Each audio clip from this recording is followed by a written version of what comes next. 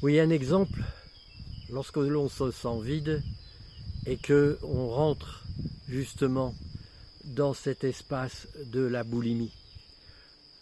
C'était des femmes que j'avais dans un stage et qui se ressemblaient toutes dans leur niveau social, exigeant. Elles avaient un travail exigeant où elles devaient être parfaites.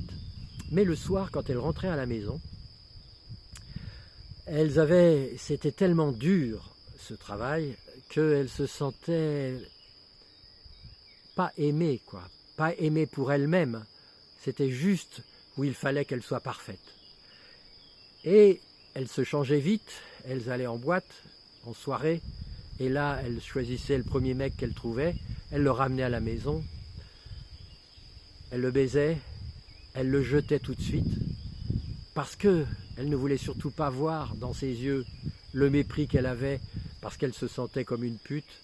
À ce moment-là, vite, elle allait dans le frigo, elle bouffait, elle bouffait, elle bouffait, et là encore, elle se dévalorisait, elle se sentait mal d'avoir trop bouffé, et comme il fallait qu'elle soit parfaite après pour le lendemain, elle allait se faire vomir, et c'était un cercle infernal.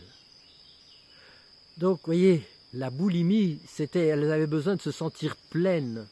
Alors, c'était par le sexe, de se sentir remplie, par la bouffe, par l'alcool, par la fumée, et aussi par les achats qu'elles pouvaient faire, puisqu'elles étaient habillées, elles faisaient du shopping.